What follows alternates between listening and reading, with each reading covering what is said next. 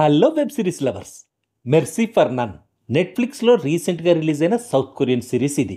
తెలుగు లాంగ్వేజ్లో కూడా అవైలబుల్గా ఉన్న ఈ సిరీస్ ఎలా ఉందో ఈ రివ్యూలో చూద్దాం. ఇదొక neo noir revenge action thriller. ఒక్కో ఎపిసోడు 37 to 49 మినిట్స్ డ్యూరేషన్తో ఆల్మోస్ట్ 5 అవర్స్ రన్ టైంతో టోటల్గా 7 ఎపిసోడ్స్ ఉన్నాయి ఈ సిరీస్లో.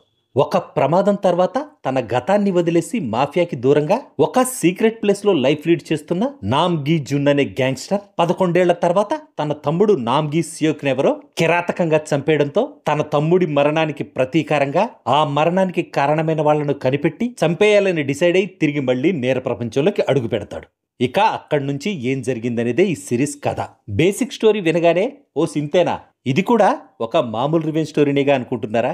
కథ వినడానికి సింపుల్ రివెంజ్ స్టోరీ లాగే ఉన్నా సిరీస్ చూస్తున్నంతసేపు నెక్స్ట్ ఏం జరగబోతుందనే క్యూరియాసిటీని క్రియేట్ చేస్తూ మంచి కిక్ ఇచ్చింది సిరీస్.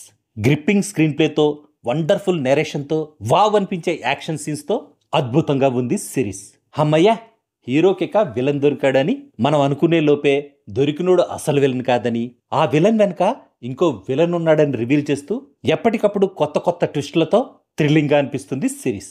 యాక్షన్ లవర్స్ కైతే కళ్ల పండగే ఈ సిరీస్. అనుక్షణం సస్పెన్స్ తో మైండ్ బ్లోయింగ్ గా ఉన్న ఈ సిరీస్ ఒకసారి స్టార్ట్ చేశారంటే ఎన్ని వర్క్స్ ఉన్నా పక్కన పెట్టేసి మొత్తం 7 ఎపిసోడ్స్ ఫినిష్ అయ్యే వరకు చూసి తీరాల్సిందే ఎవరైనా. ఎలాంటి వల్గర్ సీన్స్ గానీ ఎఫెన్సివ్ సీన్స్ గానీ లేకపోవడం కూడా ఈ సిరీస్ కి ప్లస్ అయింది. విపరీతమైన రక్తపాతంతో నడిచే ఈ సిరీస్లో క్లైమాక్స్లో తప్ప ఎవ్వరూ ఒక్క గన్ కూడా యూజ్ చేయకపోవడం, హీరో కూడా జస్ట్ ఒక చిన్న కత్తితోనే ఫైట్ చేయడం మాత్రం విచిత్రంగా అనిపించింది నాకైతే.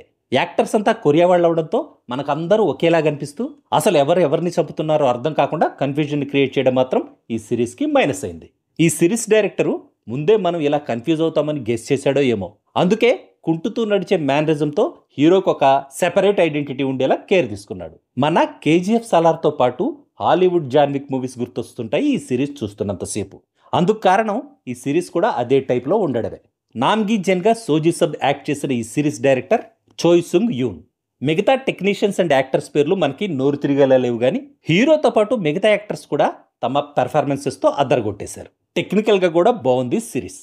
ఫైనల్గా చెప్పాలంటే నాకైతే మస్త్ అనిపించింది series. Kill, animal, Marco, hit 3 మూవీస్ని మించి ఉన్న ఈ సిరీస్ యాక్షన్ మూవీ లవర్స్కి, గ్యాంగ్స్టర్ డ్రామాస్ నచ్చే వాళ్ళకి, రివెంజ్ క్రైమ్ థ్రిల్లర్స్ నచ్చే ఆడియన్స్కి must watch. That's all in this review friends. మళ్ళీ నెక్స్ట్ రివ్యూలో కలుసుకుందాం. Thank you for watching.